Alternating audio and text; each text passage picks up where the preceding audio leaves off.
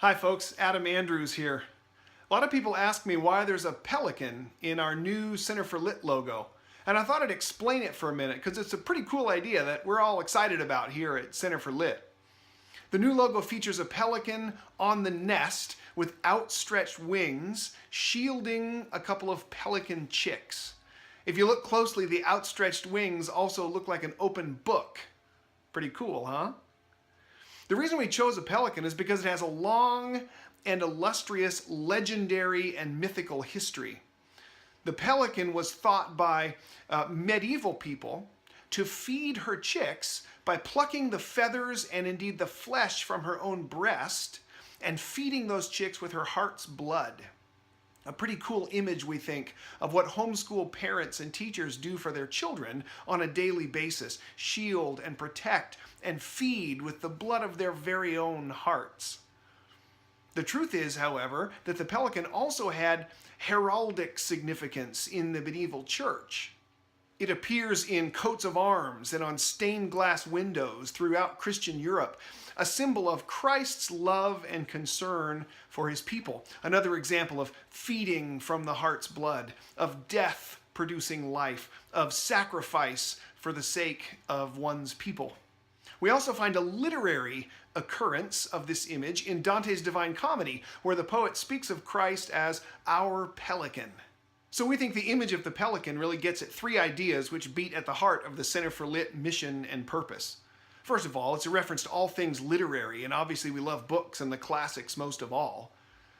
Secondly, the mission and goal and love that homeschoolers have for their children. We love to have that represented in our image. And finally, of course, the love of God in Christ, the free grace that God offers to all of his people, represented by that blood shed for the good of those he loves. We love the idea of the pelican, and we love to hold it up as the image of what we're doing at Center for Lit. To that end, we've created a community at Center for Lit via our website, which we call, appropriately enough, the Pelican Society.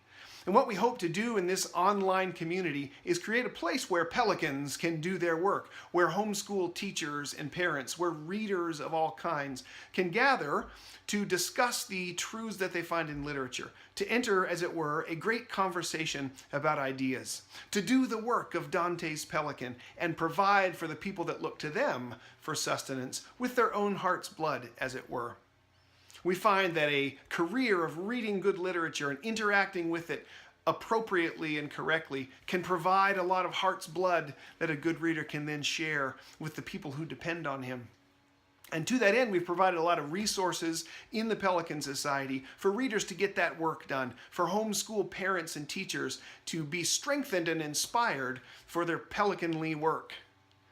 In particular, there's a growing library of books on tape that we've produced as the Center for Lit crew, produced ourselves with original recordings of classic books for all ages. We've got picture books in there, we've got some books for young readers, we've got grown-up classics. We're growing that library all the time and are adding titles just about every week. Huckleberry Finn is coming out in weekly installments now. We've got some Sherlock Holmes stories. Let's see, what else do we have? We recently completed Robert Louis Stevenson's great classic, Treasure Island. J.M. Barrie's Peter Pan is going into the library now in weekly installments. Coming up this holiday season, we'll have an original recording of Charles Dickens' A Christmas Carol. So the radio read-along library, as we call it, is growing all the time, and we're excited to invite people to join us in participating in these great classics. The other thing we do is provide classroom materials to Pelican Society members on a regular basis. Every 6 weeks, we publish a brand new teacher guide, which takes teachers through a classic work of literature using our Socratic discussion method, shows them exactly which questions to ask from that story, gives them answers from the text that they can expect a well-read student to have, so that they can get a good discussion started of any story in the world.